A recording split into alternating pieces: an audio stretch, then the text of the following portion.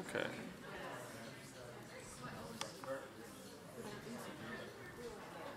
Whenever you're ready.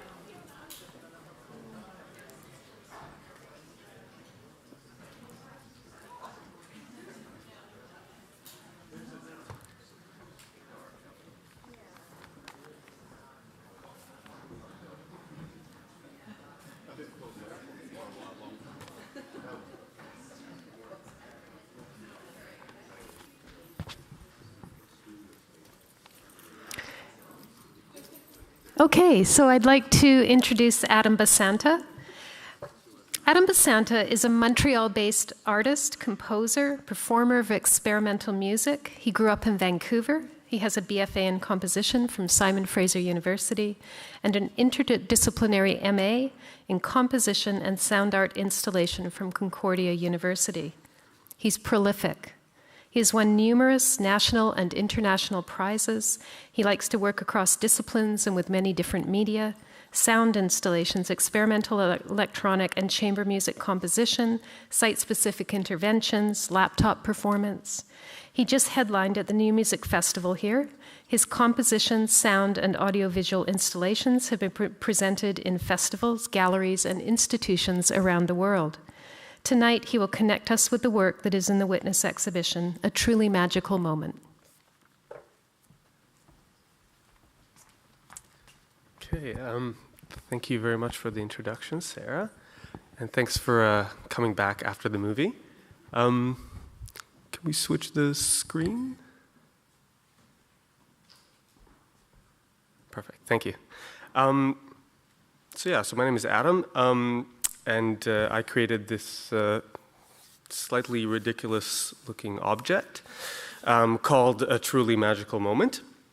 And I thought before I really talk about the ideas behind this piece, I'll just show you a quick video just so we all sort of know what we're talking about if you haven't seen the work at the gallery, which you should go and check out all the works in the gallery, by the way. But so this is an interactive kinetic sculpture. It was made this year.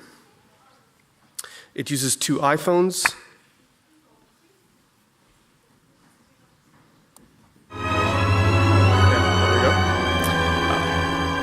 So it's an interactive kinetic sculpture using 2 iPhones and 2 selfie sticks and some electronics. And the basic idea is to recreate this classic romantic scene found in many movies where 2 lovers, usually the romantic leads, are dancing in the middle of the dance floor and they're staring into each other's eyes and they have this amazing moment. The way this work operates, this is kind of the 21st century version of that dance scene. So these are 2 functional phones. You dial into one FaceTime account and you have somebody that you know or somebody that you don't know dial into the other cell phone FaceTime account. There's me. When 2 people are connected, the object starts to rotate. And you start hearing this music build up. And as it speeds up and it starts going quite fast, it reaches this very magical moment, which feels something like this.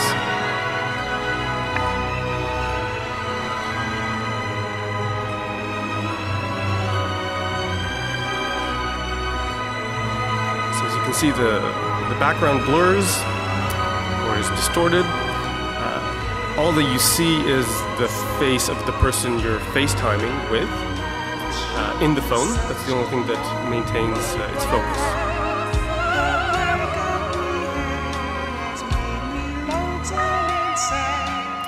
And this magical moment lasts about 1 minute, and then it slows down, and that's it. You disconnect from the truly magical moment. This piece is a little bit different for me. First of all, usually my work is focused on the relationship between sound and technology. My background is in music. So this is a work that deals more with vision. And also it uses new technology. This is some past work from the last few years. You can see I'm using microphones and speakers, so technology, but not exactly new technology. Even the speakers that I use, often I tend to use recycled or reused, discarded technology, stuff that is reclaimed as art, in the name of art, I guess. I also consider myself a technological skeptic rather than a positivist. I probably fall closer to Werner Herzog than some of the really, really excited scientists he was talking to there. Just to give you an idea of this, this is my computer that I'm presenting on right now. And if you can see, this is like a time capsule to 2011. It's as if nothing has changed between 2011 and 2016 in this machine. And actually, I'm presenting this on iWork 2009, so it's actually even out of date for a 2011 computer. So I can be a little bit of a romantic Luddite, probably like Herzog as well. I also work a lot with outdated technologies, not as part of my everyday life, but in my artwork. I'm interested in technologies that embody, where the flaws in the technology embody this sense of nostalgia, which relates a bit to the use of the iPhones in this piece, because as all new technologies, it's aging, and there will probably be a time very soon where the iPhone is as outdated as this cassette tape recorder, which at one point was cutting-edge technology. Really. And so, and actually probably will happen a lot faster than this cassette tape took to reach that point of obsolescence. So with that, sort of context, how did I end up making this work that not only uses current technology, iPhones, but also requires the internet and requires proprietary technology, FaceTime technology, video chat technology, as an integral material, a material that is not material, but it's still integral to the functioning of the piece. Well, this was at a time where I was traveling a lot, my partner was traveling a lot as well. A lot of friends of mine were in long-distance relationships. I think the first couple that I knew that met in online dating got married this year. So I was thinking a lot about this idea of how technology enables communication. That was very important in a lot of my sound work. And I was thinking what tools enable these types of relationships that seemed new in some way. And I thought, what is the equivalent of this intimate romantic moment with this kind of lifestyle of creative people that are traveling and don't have to work from home necessarily, and end up being quite far away from one another physically, often. And of course, the answer is video chat platforms like Skype, like FaceTime. And I was thinking a lot, kind of like Herzog in the film, about whether this is really a type of connectivity, or is this a symptom of a lack of connectivity? Is this a new mode of communication, this extremely happy young doctor? Or is this a cheap virtual copy of the real thing, of the face-to-face? Or maybe a little bit of both. I think it is a little bit of both.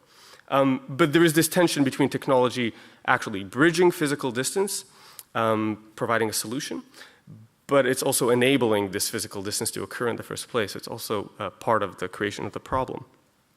Now, this was just like random thoughts. I didn't have an idea for the piece itself. I didn't think about using iPhones or having them rotate or anything like that. But then I ran into this GIF online.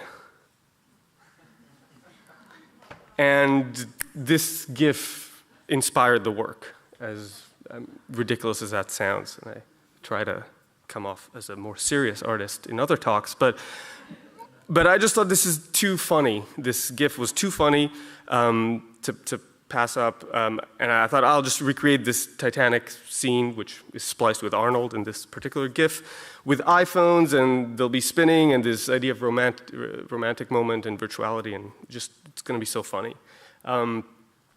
But I'm showing you this GIF for another reason as well, because I think it makes an interesting point about connectivity and about the idea of the virtual copy that's really central to this work, because this is not only an image or a GIF, it's a GIF that comes out of a meme, an internet meme, which is a cultural statement that's passed from one individual to the other through imitation. That's a meme, kind of like a gene, but uses imitation.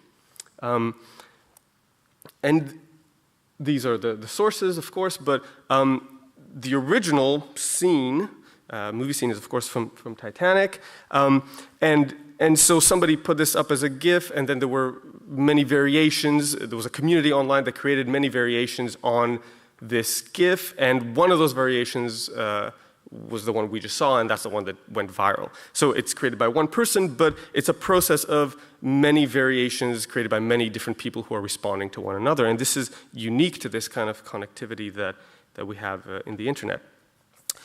Now, what's interesting, and I'm digging deep into GIFs here, which I don't usually do, is that this scene is not very original anyway. You know, this is lovers dancing in the middle of the dance floor is a trope of romantic cinema. There's lots of examples of it. But this is, for me, the ultimate remake of this type of scene, which appears in other movies. And the reason this scene is so successful is because it allows us as viewers to insert ourselves into the scene, to both witness it as this kind of cinematic moment, but also participate in it as it inserts ourselves cinematographically in this point of view perception, where we are the other person. So in a way, I think this scene became kind of famous because, and remains iconic for at least people in my generation who were teenagers when this movie came out, because it plays as a copy of our own original experience of maybe dancing in this way. And it's this relationship or intersection between original and copy that I think, where the copy itself is an original variation, that's really unique to this kind of connectivity. It occurs through this community of connected people who each contribute a variation until one of those is successful. Now, ironically, the person who made that Conan/Titanic GIF probably didn't watch either original movies, because those movies were made in 1982 and 1997. And this person probably wasn't born in 1982. So their knowledge of these films is not even a knowledge of the original film that they watched in the theater, but it comes from this shared virtual cultural repository that we call the internet, where we sometimes can no longer distinguish between the original and the virtual copy. And I'm intentionally using this stock image because if you Google image search original copy into Google Image, you will find pages and pages of this image with the intersection sign. They'll be in different colors, there'll be slightly different variations. There's no way to tell which one is the original and which one is the copy. And this is kind of a feature of some of the positive and negative aspects of this kind of connectivity. So back to the piece. So I'm making this piece, and I thought, well, I'm going to create this virtual copy, not only of the personal moment of dancing that way, but also it's a virtual copy of our shared cultural experience of that cinematic moment, or of the idea that that is romance. So I was thinking a lot about this relationship between the real and the virtual, and how that manifests in the work itself, which became very interesting, because the question, where is the work in this piece, where is the work physically located, is not as easy to answer as it seems at first. Of course, there's the sculpture, which is itself an assemblage of different objects that are totally functional phones, nothing has been modified, selfie sticks from the dollar store, like that sort of thing. But this is unlike other sculptures in that we can ask, is the artwork really complete if it's not plugged into the electricity or the internet? If it cannot be used in the way that you saw in the video? Is it the artwork without the users or the participants? Or is the experience of the work, the participation in it, the actual work? And that's just enabled by the art object, which happens to be in this gallery, but you don't have to be in the gallery to participate in the piece. You can call from home or from this theater. And so the art object is just a way of enabling this non-material, non-locative experience in the sense you don't actually need to be in the same location as the sculpture. And I think if we do think, and I do think that this experience is at least part of the artwork, then we need to include many other elements in the work. Cue another stock image. So the art is distributed, yes, over the sculpture, over the users, but also over the network. So something like bandwidth is an artistic element here. The space between the phones and the satellite. Every time, if somebody is texting with somebody else in this theater, it literally like goes to a satellite and comes back into this theater. Of course, we saw images of storage space, of servers, et cetera, et cetera. There are a lot of material elements, material manifestations of this network which doesn't seem material, including, I was once at a very remote location in BC, and the internet was very, very slow there, always, because it's a very remote community.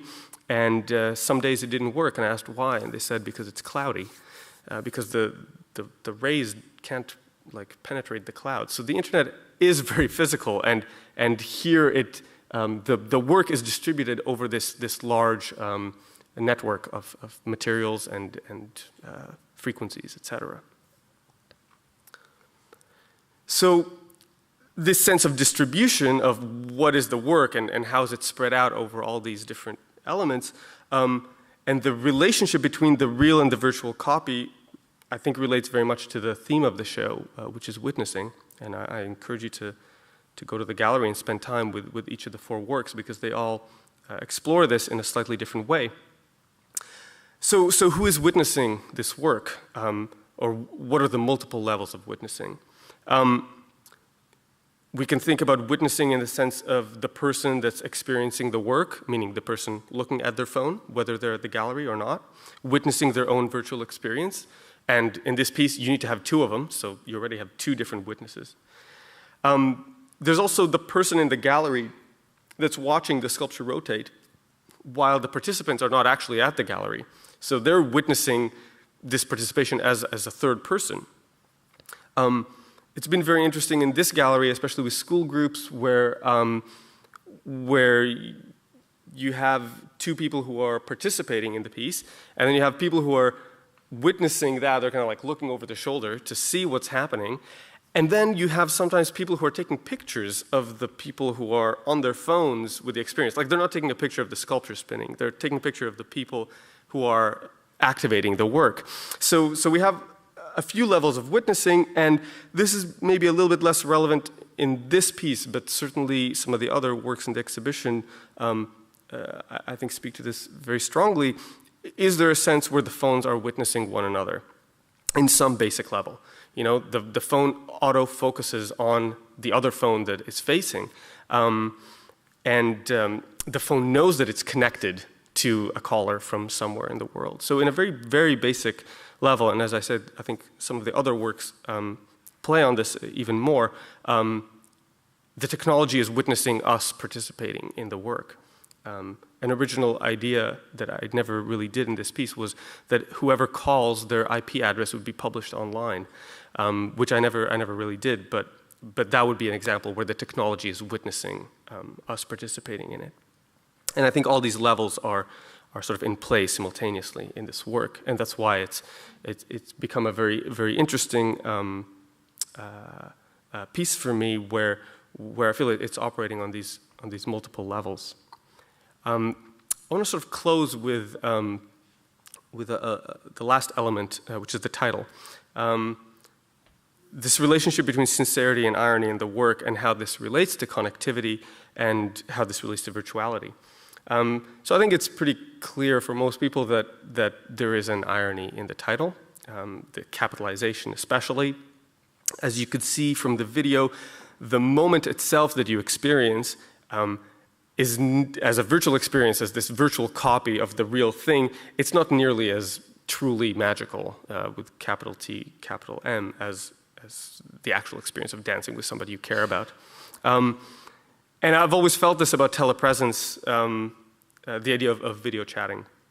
That it of course allows so much in terms of communication, but it's never really replacing the real thing. And in fact, I always feel that there's, as much as there's telepresence, there's a sense of tele-absence there. Personally, maybe this dates me a little bit, but I feel like talking on the phone is more intimate than video chatting with somebody, because I'm not holding them at a distance. I'm kind of like nestling them between my shoulder and my face, you know? And I don't know if that's just a romantic thing that I have, or if there is something in the gesture, but all this to say that, is this moment truly magical? Is it the more convenient, more affordable, more mobile replacement of the original, which the sort of technological positivism promises us? The answer for me, of course, is not, or at least it's not magical in the same way. So in this sense, the title is full of irony, and the work is this ironic statement. But that doesn't mean there isn't some sincerity in the title, because although the work enables this virtual connectivity, it actually relies on a very physical connectivity for it to operate, for it to take place. And this physical connectivity is one that we are usually unaware of, or usually in denial of. You know, so I go into the Apple Store and I buy an iPhone, but where does this iPhone come from? And how many people were connected in the process of having this phone arrive in my hand, so that I can use it in this funny joke art piece? Well, some people were working in this copper mine, where the copper is mined to create the circuit boards. This is one of the largest copper mines in the world. It's a very big operation. Not all of the operations that result in the iPhone are quite as high tech.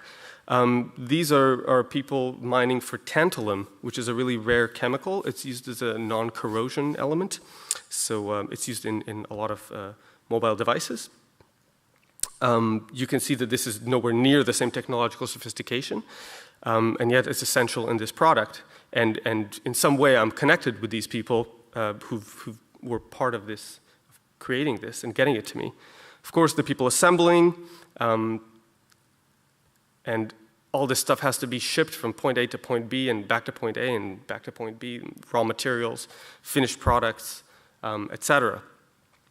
So, in a sense, having this very elaborate pathway from the mine through the shipping and assembly, all that to my hand, it's a very complicated process to create a very complicated object that is amazingly affordable.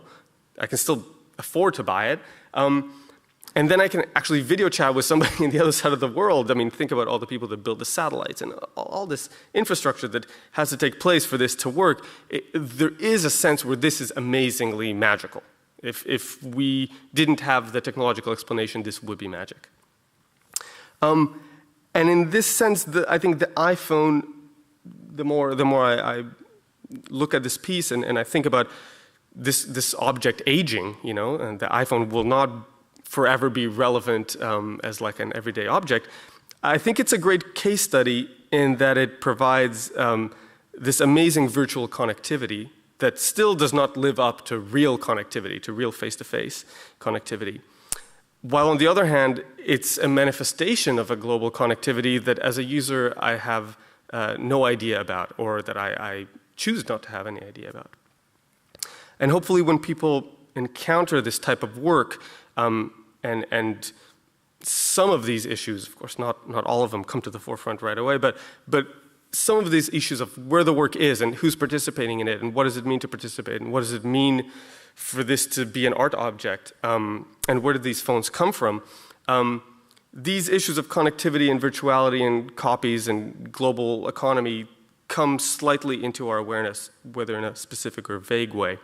And this process of becoming aware is in itself a kind of magical journey that extends outward from the art object, outside of the art gallery, and far beyond that. So that's where I'm going to end, and I think we're going to have a really interesting presentation next. If you have questions, I think we'll have a Q&A after, and so use the telepathy helmet from the film to write it down. Thank you.